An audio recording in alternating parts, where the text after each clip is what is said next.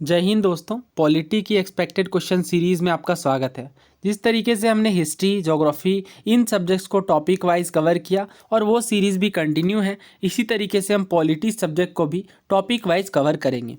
ये पहला वीडियो है और ऑब्वियसली हम शुरुआत करेंगे कॉन्स्टिट्यूएंट असेंबली के साथ। तो ये रहा पहला सवाल। दोस्तों तरीका वही है, क्वेश्चन सबसे पहले आपको ध्यान से समझना है, वीडियो पॉज करके खुद से अटेम्प्ट करना है, इसके बाद एक्सप्लेनेशन सुननी है।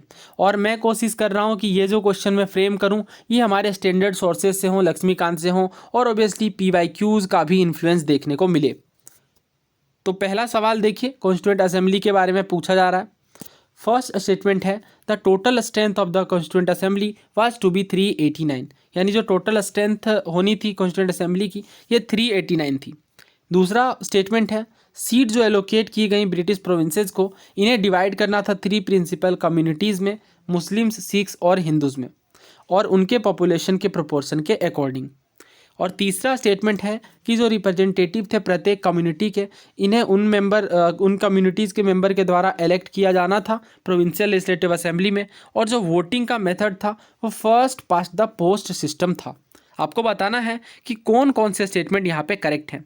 देखिए बहुत ध्यान से आपको क्वेश्चन समझना है, इसके बाद ही आंसर करना है, बिकॉज मैंने जिस तरीके से स्टेटमेंट फ्रेम किए हैं अगर ज़रा भी किसी भी पार्ट में आप गड़बड़ी करें तो फिर मिस्टेक होने के चांसेस हो सकते हैं। तो दोस्तों चूंकि हमसे करेक्ट स्टेटमेंट पूछा गया है, सेकेंड और थर्ड गलत है और केवल फर्स्ट स्टेटमेंट ही यहाँ पे सही है, यानी हमारा करेक्ट आंसर ऑप्शन बी है। अब सेकेंड और थर्ड क्यों गलत है इस चीज़ को भी समझ लेते हैं। देखिए जो हमारी कॉन्स्टिट्यूएंट असेंबली थी, टोटल स्ट्रेंथ रखी गई 389, जिनमें से जो 296 सीटें थीं ये ब्रिटिश इंडिया को एलोकेट की गई और जो 93 सीटें थीं ये प्राइंसली स्टेट को एलोकेट की गई।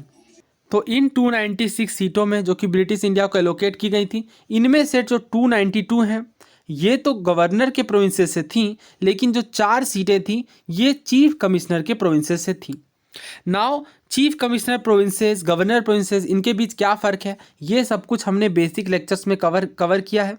काफ़ी सारे लक्ष्मीकांत बुक के थ्रू हमने चैप्टर्स को कवर किया है और प्रत्येक चैप्टर के साथ UPSC के प्रीवियस ईयर क्वेश्चंस भी काफ़ी डिटेल में कवर किए हैं। तो आप ज़रूर बेसिक लेक्चर्स को कवर करिए और इन चीज़ों के डिफरेंसेस आपको अच्छे से क्लैरिटी के साथ पता होने चाहिए। अब देखिए दोस्तों, ये जो ब्रिटिश प्रोविंसेस को सीटें आवंटित की गई थी ये 3 प्रिंसिपल कम्युनिटीज़ में डिवाइडेड थी। बट यहाँ पे बहुत इंपॉर्टेंट बात आपको ध्यान रखनी है, मुस्लिम, सिख्स एंड जनरल की बात की गई है, जो मुस्लिम एंड सिख के अलावा हों। इनमें हिंदूज़ जिस तरीके से स्टेटमेंट फ्रेम किया गया, हिंदूज़ इस तरीके से कोई वर्ड नहीं देखने को मिलता। ऑब्वियसली 3 प्रिंसिपल कम्युनिटीज़ हैं, but Muslims, Sikhs and general की बात की गई है और ये पॉपुलेशन के प्रोपोर्शन में होगा। ऑब्वियसली यहाँ पे कई सारे आपके मन में डाउट होंगे कि फिर जो इलेक्शन है उसका प्रोसीजर क्या रहा होगा और बाकी सारी चीज़ें। तो बेसिक लेक्चर आप ज़रूर कवर करिए, हमने सारी चीज़ें वहाँ पे डिटेल में डिस्कस की हैं। अब देखिए जो प्रत्येक कम्युनिटी के रिप्रेजेंटेटिव हैं ये तो इलेक्ट किए गए प्रोविंशियल लेजिस्लेटिव असेंबली में, बट इनका जो मेथड था वो प्रोपोर्शनल रिप्रेजेंटेशन था bye means of single transferable vote, ना कि FPTP। तो स्टेटमेंट में मैंने FPTP लिखा था जो कि गलत है। करेक्ट यहाँ पे बात है प्रोपोर्शनल रिप्रेजेंटेशन। दोनों के बीच क्या फ़र्क है दोस्तों, 11th क्लास की पॉलिटिकल साइंस की बुक में ये टेबल आपको देखने को मिल जाएगा, काफ़ी इंपॉर्टेंट है ये। FPTP और PR के बीच दोस्तों first part the post system और प्रोपोर्शनल रिप्रेजेंटेशन सिस्टम के बीच में डिफरेंसेस ये है कि जो first past the post system होता है इनमें कंट्री को स्मॉल जोग्राफिकल यूनिट में डिवाइड किया जाता है जिन्हें कॉन्स्टिट्यूएंसीज कहते हैं। तो देखिए एक कंट्री के अंदर कई सारे कॉन्स्टिट्यूएंसीज हैं और कॉन्स्टिट्यूएंसीज के आधार पर ये इलेक्शंस होते हैं। लेकिन जो प्रोपोर्शनल रिप्रेजेंटेशन होता है इनमें अगर आप देखें तो FPTP के कंपेरेटिवली लार्ज जोग्राफिकल एरियाज को कॉन्स्टिट्यूएंसीज के रूप में डिमार्केट किया जाता है। इनफैक्ट कई बार जो एंटायर कंट्री है इन्हें सिंगल कॉन्स्टिट्यूएंसी मान ली जाती है। लेकिन जो FPTP सिस्टम है यहाँ पे प्रत्येक कॉन्स्टिट्यूएंसी में 1 रिप्रेजेंटेटिव देखने को मिलते हैं, जबकि चूंकि ये जो प्रोपोर्शनल रिप्रेजेंटेशन में लार्ज जोग्राफिकल एरियाज को एक कॉन्स्टिट्यूएंसी मानी जाती है, इस कारण से कई बार एक जो रिप्रेजेंटेटिव होते हैं इन्हें 1 कॉन्स्टिट्यूएंसीज के आधार पर इलेक्ट किया जाता है, बट कई बार एक से ज़्यादा रिप्रेजेंटेटिव भी देखने को मिल सकते हैं। क्यों? क्योंकि एरिया कंपेरेटिवली लार्ज है, इस कारण से ऐसा होता है। इसके अलावा देखिए यहाँ पे जो है एपीटीपी के अंदर ये कैंडिडेट के आधार पर वोटर वोटिंग करते हैं, जबकि जो प्रोपोर्शनल रिप्रेजेंटेशन का सिस्टम है इनमें पार्टी के आधार पर वोटिंग देखने को मिलती है। तो जो एपीटीपी मेथड काफ़ी सिंपल है, केवल 50% + 1 की वोटिंग चाहिए। इस वजह से आप बताइए कमेंट बॉक्स में कि एपीटीपी को किन चुनावों में इंक्लूड किया गया है। ऑब्वियसली मैंने कई बार डिस्कस किया है एपीटीपी और पीआर के बीच के डिफरेंसेस को, एक सेपरेट वीडियो में हम इसे दोबारा कवर करेंगे। फिलहाल अगर आपको आइडिया है तो ये बताइए। तो यहाँ पे जो दूसरा स्टेटमेंट है 3 प्रिंसिपल कम्युनिटीज़ में, ये बात गलत है। और तीसरे स्टेटमेंट में ये गड़बड़ी है कि यहाँ पे जो एपीटीपी की बात कही गई है ये गलत है। पीआर सिस्टम देखने को मिलेगा, यानी प्रोपोर्शनल रिप्रेजेंटेशन का by means of single voting. तो करेक्ट आंसर है option B 1 only. Next question की ओर बढ़ते हैं। Consider the following statements about committees of the constituent assembly, यानी जो हमारे संविधान सभा की कमिटीज़ थी, इन कमिटीज़ के आधार पर पेयरिंग आपको बतानी है कि कौन कौन सी यहाँ पे करेक्ट है। Union power committee Jawaharlal Nehru, fundamentals right sub committee JB Kripalani, rules of procedure committee doctor Rajendra Prasad, steering committee doctor Rajendra Prasad. दोस्तों हमारी संविधान सभा की कमिटीज़ काफ़ी इंपॉर्टेंट हैं और एग्ज़ाम के पर्सपेक्टिव से आप देखें तो अक्सर इस टॉपिक से सवाल देखने को मिलते हैं, तो बहुत अच्छे से आपको ध्यान होना चाहिए। सेपरेट वीडियो ऑलरेडी चैनल पर आपको देखने को मिल जाएगी, और चूंकि ये छोटा टॉपिक है बट आप देखेंगे पास्ट ईयर में कई सारे क्वेश्चन आए हैं यूपीएससी के अंदर, तो उन क्वेश्चंस को भी ज़रूर कवर कर लीजिए। कई बार माइनर कमिटीज़ से भी सवाल पूछे गए हैं, तो जब आप उस वीडियो को कवर कर लेंगे तो आपको आइडिया लग जाएगा कि प्रीवियस ईयर क्वेश्चन में किन माइनर कमिटीज से क्वेश्चन आए हैं और किस तरीके के क्वेश्चन पूछे गए हैं। फिलहाल यहाँ पे जो करेक्ट आंसर वो ऑप्शन डी है, बिकॉज चारों ही यहाँ पे करेक्ट पेयरिंग है। Union power committee obviously Jawaharlal Nehru के द्वारा प्रिजाइड की गई, और फंडामेंटल राइट सब कमेटी, ये आपको इंपॉर्टेंट है, ये ध्यान रखना है आपको कि जेबी कृपलानी जो कि सुचेता कृपलानी जो कि हमारी फर्स्ट वुमेन चीफ मिनिस्टर थी, किस स्टेट से थी ये आपको कमेंट बॉक्स में बताना है। उनके हस्बैंड थे जेबी कृपलानी, और इनके बारे में एक इम्पॉर्टेंट बात आपको और ध्यान रखनी है कि 1947 में कांग्रेस के प्रेसिडेंट थे जेबी कृपलानी। तीसरा बिल्कुल सही है, rules of procedure committee doctor Rajendra Prasad, और स्टीयरिंग कमेटी काफ़ी इंपॉर्टेंट कमेटी है, इनके भी अध्यक्ष डॉक्टर राजेंद्र प्रसाद थे। तो इस तरीके से ऑप्शन डी यहाँ पे बिल्कुल करेक्ट है। दोस्तों नेक्स्ट क्वेश्चन देखिए। वैसे तो इस तरीके के सवाल कम एग्ज़ाम के अंदर पूछे जाते हैं, बट चूंकि ये क्वेश्चन मुझे काफ़ी यूनिक लगा और आई थिंक केबीसी में भी एक बार काफ़ी हाई अमाउंट में पूछा गया है। इसके अलावा कुछ एग्ज़ाम्स के अंदर मैंने देखा है कि इस तरीके के क्वेश्चन भी कई बार पूछे गए हैं, और ये डायरेक्टली स्टैंडर्ड सोर्सेज में आपको देखने को मिल जाएगा। He was the calligrapher of the Indian constitution. Calligrapher का मतलब होता है जो हस्त लेखन की कला में निपुण हो, यानी जो हाथ से लिखने की कला होती है उसे कैलीग्राफी कही जाती है। The original constitution was hand written by him in a flowing italic style, यानी इटैलिक स्टाइल में इनके द्वारा ओरिजिनल कॉन्स्टिट्यूशन को लिखा गया था। ऑप्शन में से आपको आइडेंटिफाई करना है कि ये किनकी बात की जा रही है। नंदलाल बोस, ब्योहर राम मनोहर सिन्हा, वसंत कृष्ण वैद्य या डॉक्टर BR अम्बेडकर। दोस्तों लक्ष्मीकांत बुक के ही सेकेंड चैप्टर में आपको ये चीज़ें देखने को मिल जाएंगी इंपॉर्टेंट फैक्ट्स के रूप में। तो इनमें से ये एक इम्पॉर्टेंट फैक्ट है, 5th point, Prem Behari Narain Raizada was the calligrapher of the Indian constitution, यानी प्रेम बिहारी नारायण रायजादा के द्वारा अपने हाथों से ऑब्वियसली कैलीग्राफी के थ्रू हमारे इंडियन कॉन्स्टिट्यूशन को लिखा गया था। और जो ओरिजिनल कॉन्स्टिट्यूशन है ये हैंड रिटेन की गई इनके द्वारा इटैलिक स्टाइल का प्रयोग करके। और इसके अलावा जो ओरिजिनल वर्जन है ये ब्यूटीफाई और डेकोरेट किया गया आर्टिस्ट शांति निकेतन के आर्टिस्ट के द्वारा, जिनमें नंदलाल बोस भी इंक्लूडेड थे और ब्योहर राम मनोहर सिन्हा भी थे। और यहाँ पे आप पढ़ सकते हैं कि इनका क्या कंट्रीब्यूशन था।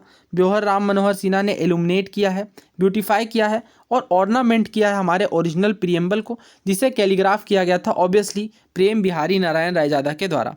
और जो कैलीग्राफी है हिंदी वर्जन का ये किया गया वसंत कृष्ण वैद्य के द्वारा।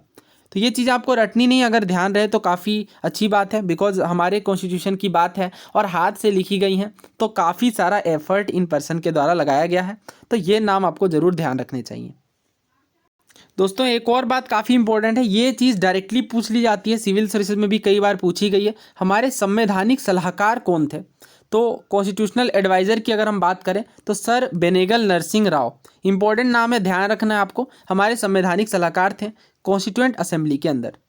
नेक्स्ट क्वेश्चन की ओर बढ़ते हैं। तो इसका करेक्ट आंसर क्या था इस क्वेश्चन का? ऑब्वियसली इस क्वेश्चन का करेक्ट आंसर था ऑप्शन, यहाँ पे इसे इंक्लूड नहीं किया गया ऑप्शन में, तो आप अलग से लिख लीजिए प्रेम बिहारी नारायण रायजादा। और पीडीएफ में मैं इस चीज़ को रेक्टिफाई करके दे दूंगा, टेलीग्राम चैनल पे ये पीडीएफ में रेक्टिफाई करके डाल दूंगा। वैसे अगर हिंदी वर्जन का पूछा जाए तो भी ध्यान रखना है वसंत कृष्ण वैद्य, और इंग्लिश वर्जन का भी हमने देखा प्रेम बिहारी नारायण रायजादा। नेक्स्ट क्वेश्चन देखिए, प्रियम्बल से सवाल पूछा गया है। फर्स्ट स्टेटमेंट है the preamble of Indian constitution is based on the objective resolution drafted and moved by Rajendra Prasad on 13 December 1946। दूसरा स्टेटमेंट है it has been amended once which added 3 new words socialist sovereign and integrity. तीसरा statement है in the Kesavananda Bharati case the supreme court held that preamble is not a part of the constitution. बताना है आपको कौन कौन से statement यहाँ पे करेक्ट हैं, 1 ओनली, 1 and 2 ओनली, 1, 2 and 3 या फिर नन। दोस्तों इस क्वेश्चन का correct answer option D none of the above है, क्योंकि तीनों ही स्टेटमेंट यहाँ पे गलत हैं। पहले स्टेटमेंट में कहा गया है कि ड्राफ्ट और मूव किया गया राजेंद्र प्रसाद के द्वारा, ये बात गलत है। पंडित नेहरू के द्वारा ड्राफ्ट और मूव किया गया, डेट बिल्कुल सही है, डेट आपको याद रखना है, बहुत इंपॉर्टेंट है। 9 दिसंबर को फर्स्ट मीटिंग हुई, फिर सेकेंड 11th को, और थर्ड हुई थी 13 दिसंबर को।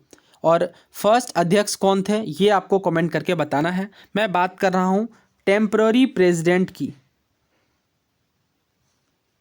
नेक्स्ट स्टेटमेंट देखिए, अब ये इनिशियली कई लोगों को सही लग सकता है बट इसमें भी गलती है। 3 न्यू वर्ड्स को जोड़े गए बट सोवरेन वर्ड नहीं था, यहाँ पे सोशलिस्ट था, सेक्युलर वर्ड था और इंटीग्रिटी था।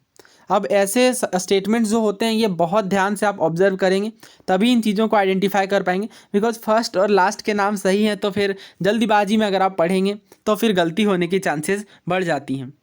अगला स्टेटमेंट देखिए, केशवानंद भारती केस में सुप्रीम कोर्ट के द्वारा यह कहा गया कि प्रियम्बल हमारे कॉन्स्टिट्यूशन का पार्ट है, राइट, और ये 1973 की बात है। आगे चल के LIC ऑफ इंडिया केस 1995 में भी कहा गया कि सुप्रीम कोर्ट के द्वारा ये हेल्ड किया गया preamble is an integral part of the constitution. तो ये भी स्टेटमेंट यहाँ पे गलत है। हालांकि पहले जो जजमेंट दी गई थी कि preamble is not a part, इसे रिवर्स किया गया था केशवानंद भारती केस के द्वारा।